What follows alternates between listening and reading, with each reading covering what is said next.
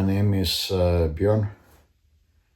I'm from Norway and I'm 57 years old. And the reason I'm making this video is to let you understand that God is real. It's not an idea. It's not something simply just written about. God is real.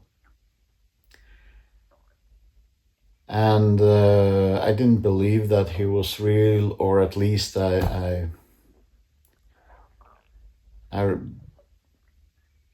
didn't quite believe his existence up until I was 55 years old. In fact, from the age of 18 and for a number of years, I tried to study the Bible in order to find holes in the narrative, to try to discuss with the Christians that the Bible is just a number of fairy tales and so on and so forth.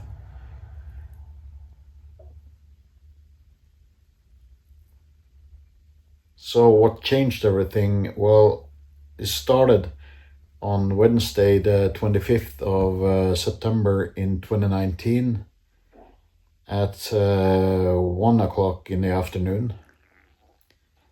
I was in the restroom just getting ready for a long meeting, and as I stood up, it was like somebody thrusted a knife in through my lower back, and I almost fainted. I remember looking at myself in the mirror, and I was pale, almost white. Sweat was pouring. I was completely wet, like I just came out of the shower, in my face, and I could barely breathe. But I remember thinking, I need to get out of the restroom so somebody can see me and help me. And so I did. And at the time I opened the door, a good colleague of mine came through the corridor. He saw me and he helped me, and they said, let's call an ambulance. And I said, no, I have a meeting.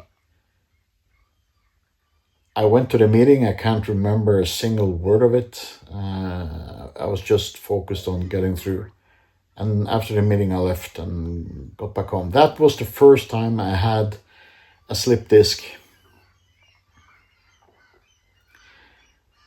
And I forced myself to go back to my work because I read online that, well, most of the times the slip disc, they kind of repair or in time they will heal, so the pain will go away. But this one didn't. It was really bad. And then we had the thing happening where we were sent home and had to work from home. A lot of us, lockdown.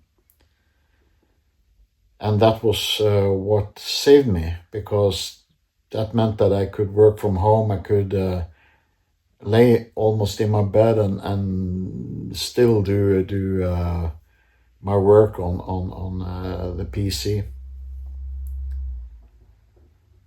So, and also this is why I didn't get the surgery done on my spine until October in 21. And that was the first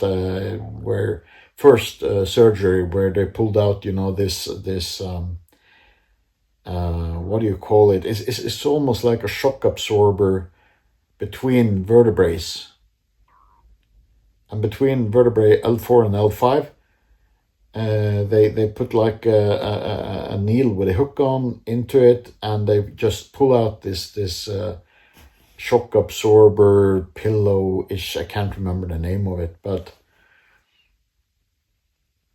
That's when I had my first surgery done, and didn't take long until I needed another one and a third one. Because every single time this jelly-filled shock absorber between the vertebrae started to regenerate itself, it cracked, and the liquid-ish gel protruding from the crack was putting pressure against the nerve coming out between L4 and L5, going down to the left-hand side, gluteus maximus, thigh and leg and toes, with the exception of the big toe, I think. So since the first three surgeries were unsuccessful, I was through our insurance company at our company have. I got a TLIF surgery done at a private hospital.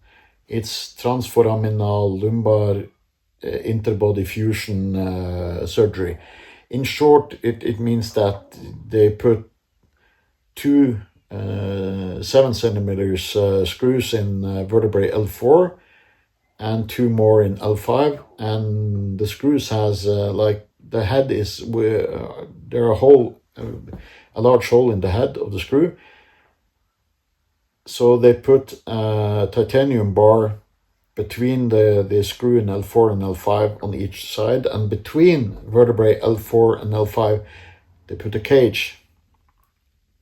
And then they graft some bone into a mushy substance, and they fill it between L4 and L5. And then the healing process starts, and it went extremely well. This was in January in 23. And in May I was back in my job. In June I was 100% back. And I also stopped taking these heavy painkillers in June.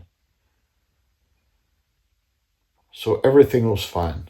And I had a great time. I felt like I got my life 100% back. Everything was just great.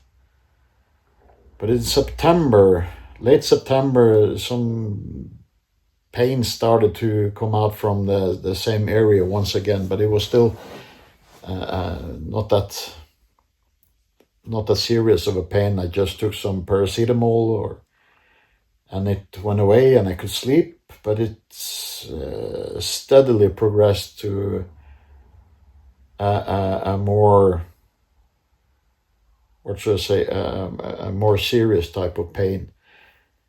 And of course, I had to be put on really strong painkillers to deal with the pain.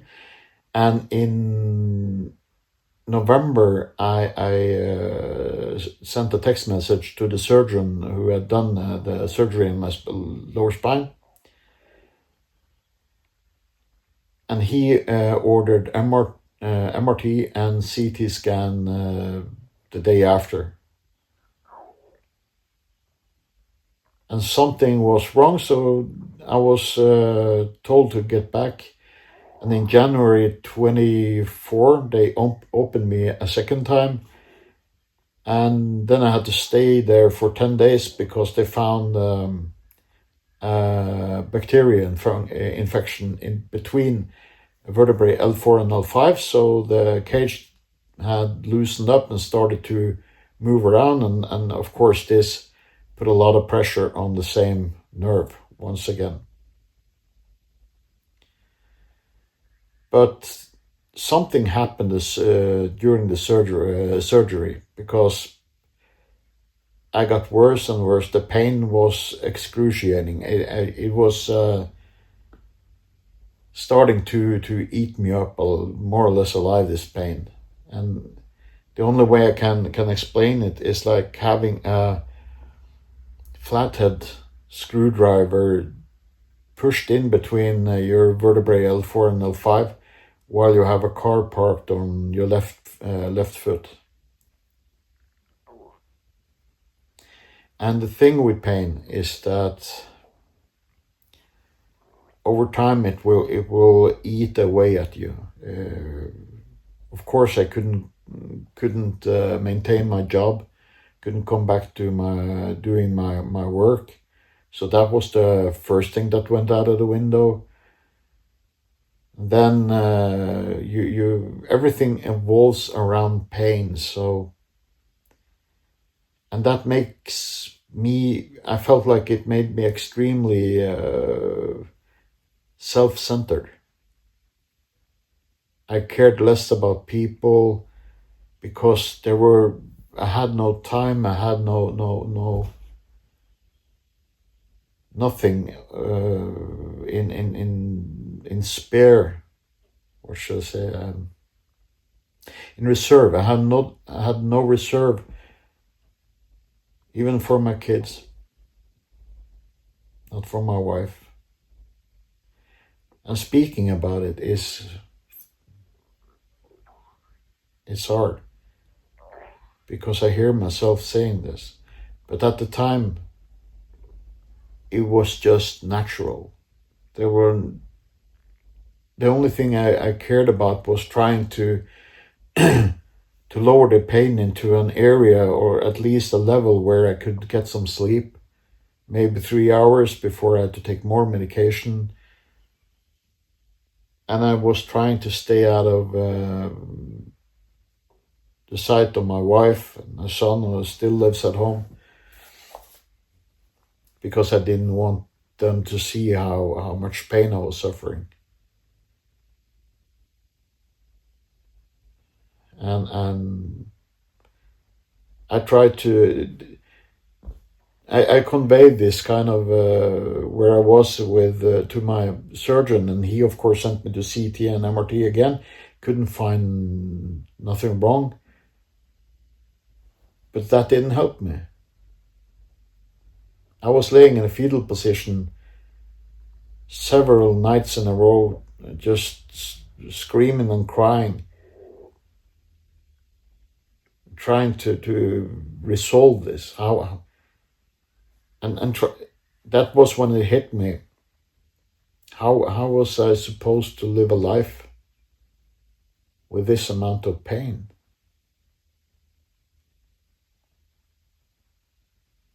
And I got ready to just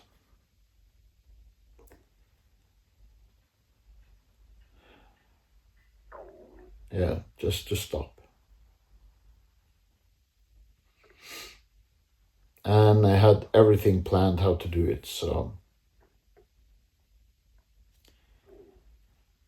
how to stop the pain once and for all.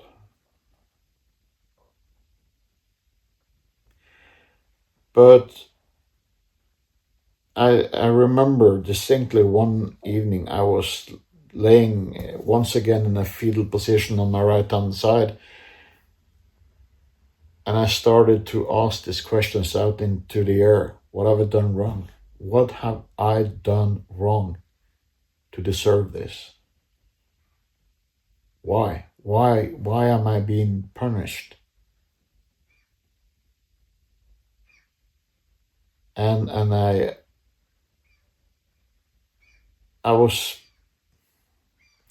remember asking these questions, and then I thought I need to do one more, at least an effort to see if somebody could help me. And then I cried out to God,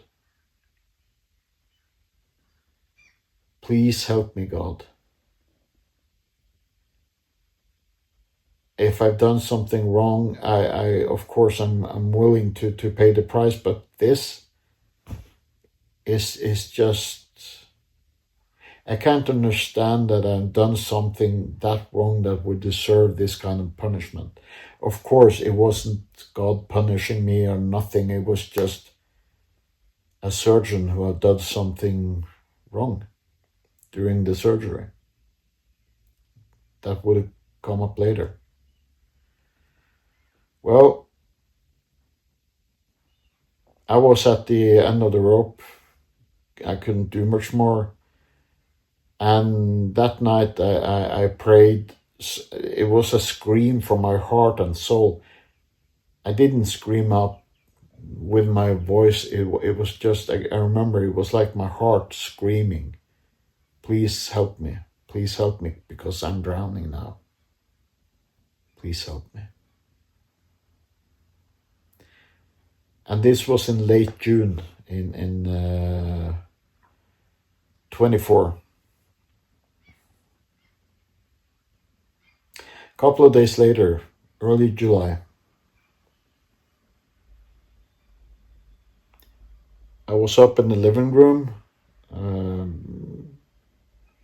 laying in my recliner. There was something on the television. I can't remember what, because I was watching straight through the TV. But I can remember a feeling of somebody walking up behind me. You know, when you have the presence, the feeling of presence, there's somebody behind you. And I was about to turn around to see who was it. And something was, a feeling of a spear being thrusted through the recliner into my back and through my heart. That was what I felt. But it was a spear of love, pure love. And the whole living room went totally quiet, and a whitish light just filled the room, and every single shadow went away. I remember I slowly turned my head to the TV and to the table, and there wasn't a single shadow, not a single shadow. And the love I had in my heart there was nothing but love in my heart, nothing but love.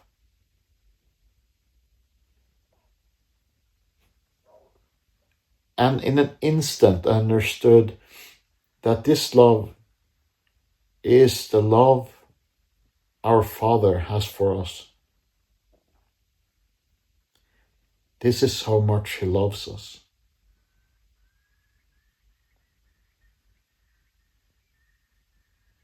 And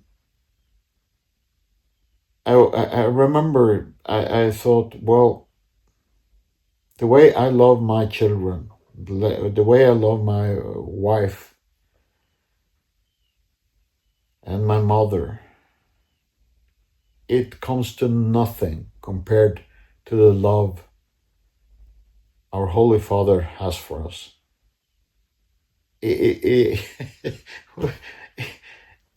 The love we have for the strongest love that we have, it just fades away compared to the love God has for His best creation,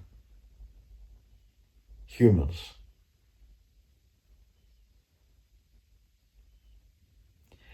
And while feeling this extreme love, in the same instant I also got sad, because I thought, well,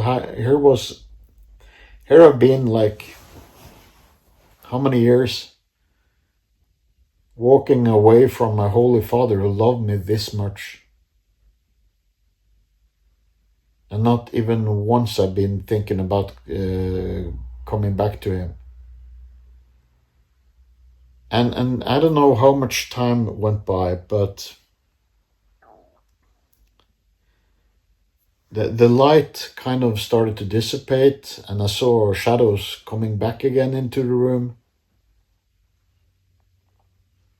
But the love still remained in my heart, not fully, but it was there. It was lingering in my heart, and together with this love came an incredible desire to just open the Bible, to read the scripture, to confess my sins and stop sinning. It was an urge, an unquenchable thirst to stop sinning and to come back home, to go to the church and confess my sins and take the Holy Sacrament. Isn't that what's it called in English? Nattverd in Norwegian. And that was what I did. I left the Norwegian church. I signed out of it from you can do that online. And then I went to an Eastern Orthodox church. And after I've spoken with the priest there, and he said he was absolutely willing to have a chat with me. And I remembered in my car, I was sitting there waiting for the priest to return. I was thinking, yeah, I need to confess my sins, but I need to do it still like a man. And because I was feeling this, it was like way too much water pushing on a dam. I felt like tears starting to trickle down my face, and I just was hoping for not to make a complete mess out of myself, to get some help, to understand who Jesus Christ was, is, sorry, what he did for us. And that's this also a strange thing.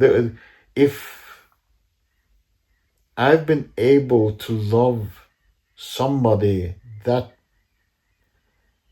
complete, like our Holy Father, the Holy Creator, loves us, of course, I would have done everything in my power to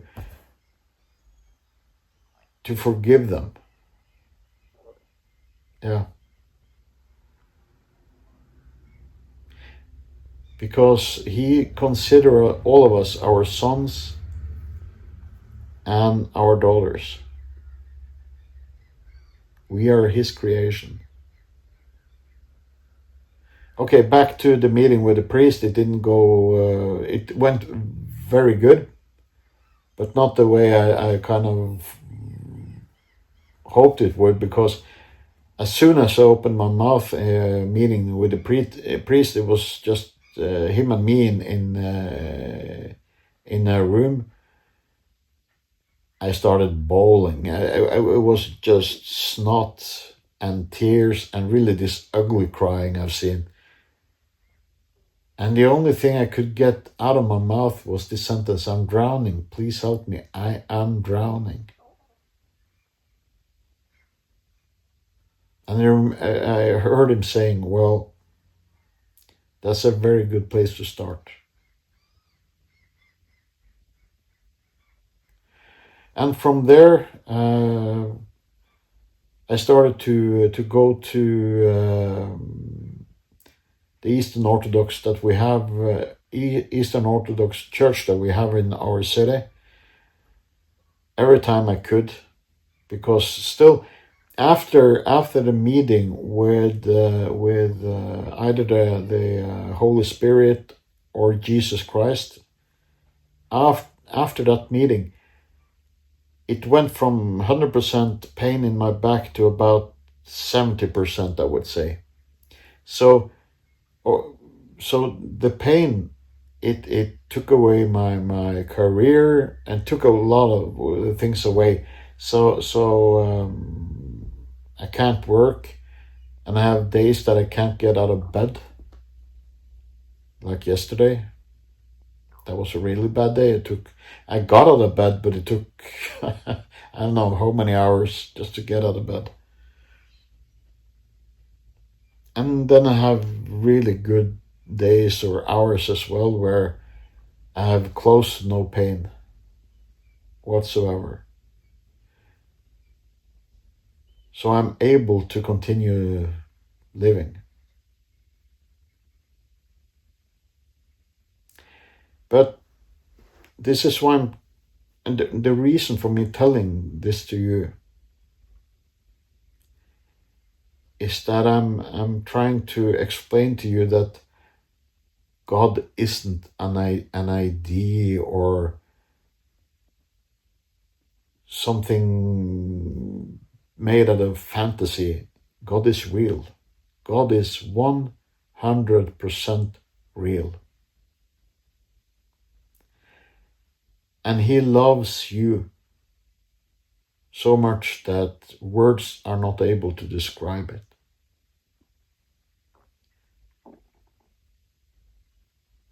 The way you felt, the feeling you have when if you fall desperately in love, you can take that and you can multiply it by 100, maybe 1,000. I was at the time it happened, I was almost sure that I was going to have a heart attack because my heart wasn't able to feel so much love. It simply wasn't. So somebody had to give. Something had to give, but it didn't.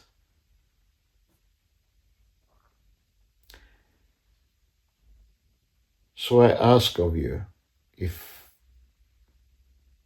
please come home to God, to your Father, your Holy Father, to your Creator. Please start praying to Jesus Christ. But it needs to be, you need to pray seriously. It can't be just like on a whim or something. It needs to be, you have to mean what you're saying. And I am 100% sure you will get an answer. Maybe not the way you expect to get an answer. I don't know, but you will get an answer. I'm totally sure of that. So when people ask me if I believe if there is a God, I tell them no, I do not believe there is a God. I know there is a God. And nothing can take that away from me. Nothing or nobody. To me, it's a fact.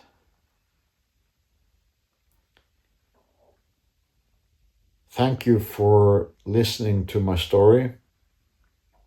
If you have any questions, please write them below in the comments, and I will try to get back to you.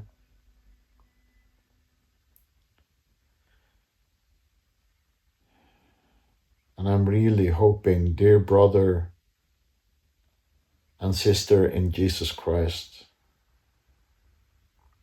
that your days of seeking and trying to find a better life comes to an abrupt halt, and you find out what everything you've been searching for is Jesus Christ. I really, really, really hope that you do that, because you deserve it.